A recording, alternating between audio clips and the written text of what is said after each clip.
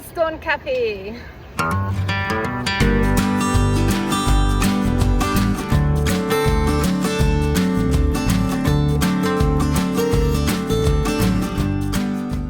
Wir sind von Hamburg nach Texas ausgewandert und leben im Raum Austin. Heute machen wir einen Wochenendausflug und erkunden San Angelo. Kennt ihr den? Yellowstone, Dutton Ranch, Rip Wheeler. Wo sind wir hier? Wir sind in San Angelo und wir stehen vor dem Headquarter vom Schauspieler Cole Hauser, bekannt aus Yellowstone und aktuell Dutton Ranch. Und der hat einen eigenen Coffee Roastery, also einen Kaffeeladen, wo die auch selbst Kaffee rösten mit ein paar Mitinhabern. Und leider haben wir es verpasst, die machen heute schon um 13 Uhr zu. Und wir haben es 14 Uhr, verdammt. Und morgen ist auch geschlossen. Ansonsten wären wir nämlich reingegangen. Weil den Kaffee mögen wir. Wir kaufen den auch von denen. Trinken den auch mal gerne. Das heißt, allein schon wegen dem guten Kaffee wäre das schon ganz nett gewesen. Also er ist sicherlich heute nicht da, aber um uns zu bedienen. Aber hey. Gefällt mir optisch richtig gut. Wir müssen hier unten filmen, dann kann man was sehen. Ja, die machen natürlich krass Werbung mit seinem Gesicht. Klar, der ist halt bekannt. Anderen Inhaber kenne ich persönlich ja auch. Wer von euch kennt eigentlich Yellowstone, die Serie? Guckt ihr das? Lasst das mal unter dem Kommentar. Und was ihr eigentlich von der Serie hält, wir mögen die ja sehr gerne. Also die ist natürlich jetzt schon abgeschlossen.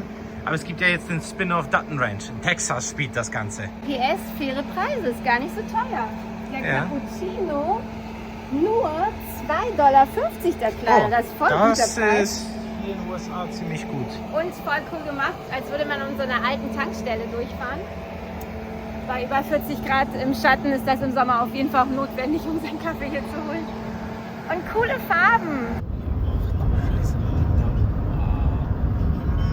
Wir sind jetzt in San Angelo an einem alten Fort und schauen uns mal an, wie die beim Militär früher gelebt haben. Oh, guck mal, wie gerade das alles gebaut ist hier. Eine Baracke, um es mal im Militärjargon zu sagen, nach der anderen. So sieht das Ganze hier aus. Interessante Wände.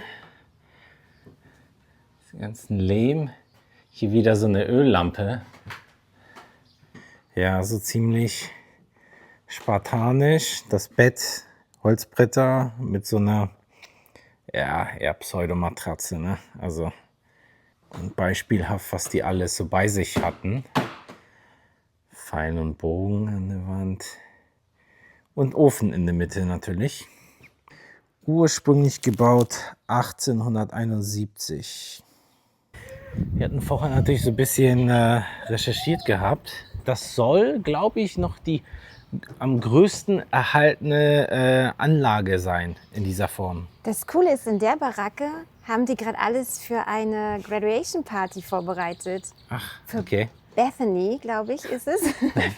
Das heißt, man kann das sich irgendwie als Eventfläche mieten. Ja.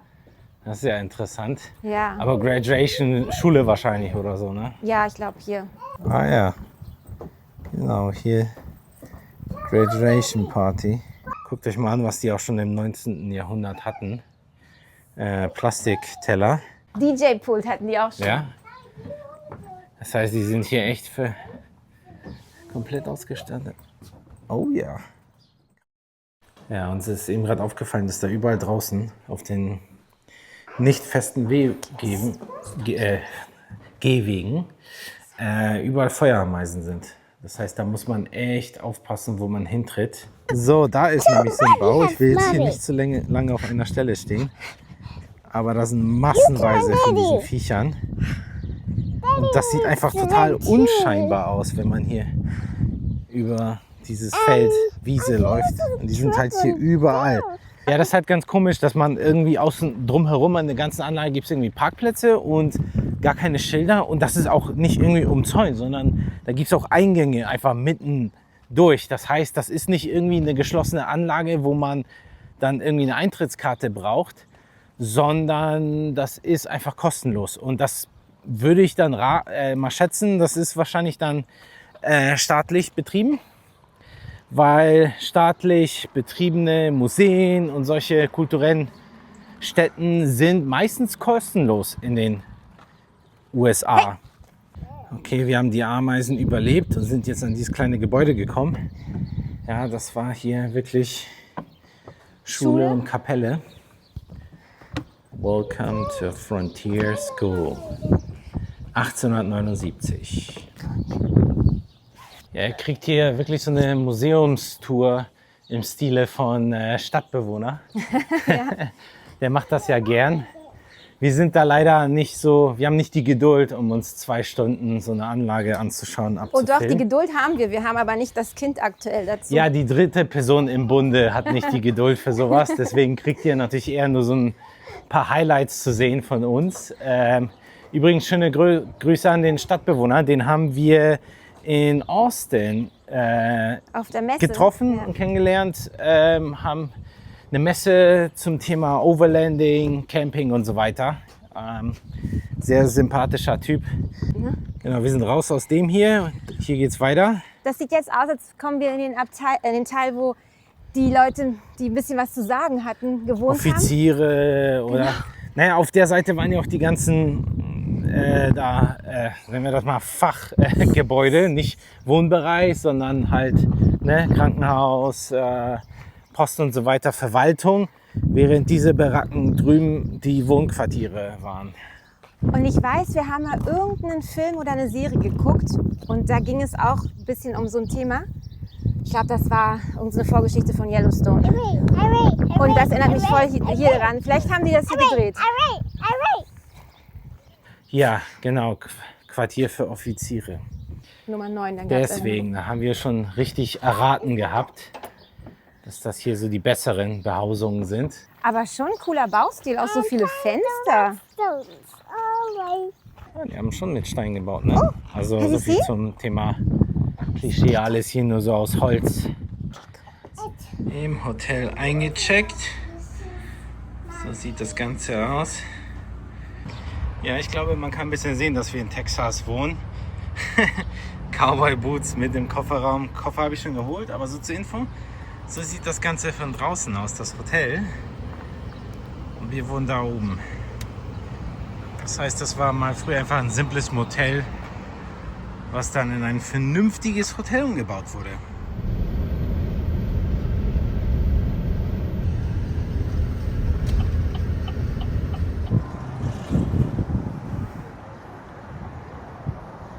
Wo sind wir? Downtown von San Angelo. Genau. Schauen wir uns mal ein bisschen den historischen Kern an. Und als erstes haben wir hier Courthouse.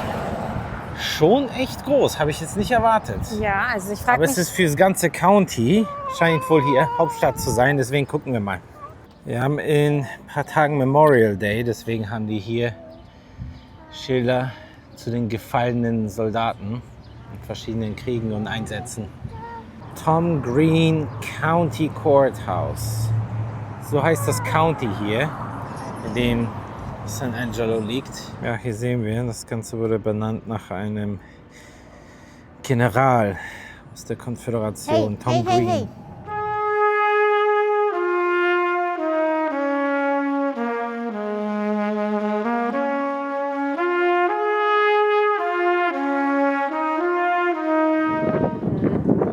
Ach, so schön mit dem Wind gerade.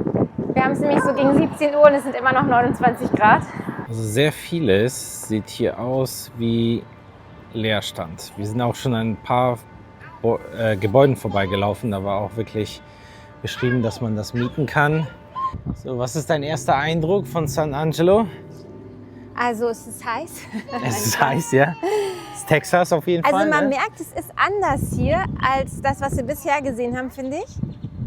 Also man merkt, hier war was anderes los, sage ich mal. So ja, anderer Handel oder genau, also hier früher Thema. war auch viel mehr los. Wir sind an einem Samstag um 17 Uhr hier. Es ist tote Hose so ein bisschen in der Altstadt. Ja, man sieht hier sehr viel Und was denn? Kunst auch in der Stadt. Wir nähern uns langsam der ganzen Action, wie es scheint. Hier kommen auch ein paar Menschen entgegen. Genau, hier ist ein bisschen mehr los. Das Gebäude da in der Ferne ist ein historisches Hotel. Da sind wir natürlich nicht, weil das ein bisschen runtergerockt ist, aber an sich eigentlich ganz cool. Das ist, glaube ich, das höchste Gebäude in dieser Stadt. Erinnert mich von Weitem auch an das eine Hotel in Waco. Da haben wir übrigens auch ein Video. Ja, das ist derselbe Baustil, Genau. ne? Ja. Deswegen hat es so ein bisschen Ähnlichkeiten in gewissen Dingen mit Waco.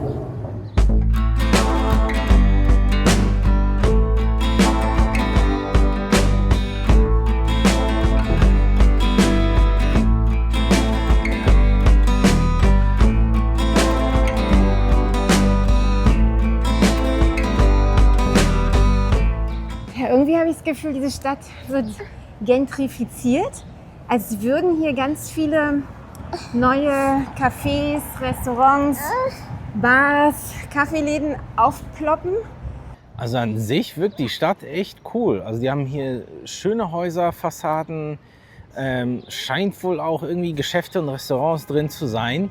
Das heißt an sich super schön touristisch hierher zu kommen, aber irgendwie halber Tag Öffnungszeiten, Sonntag sowieso alles zu. Aber war trotzdem cool, das mal zu sehen, weil man merkt richtig, das hat nochmal ganz anderen Charakter, der Westen hier in Texas.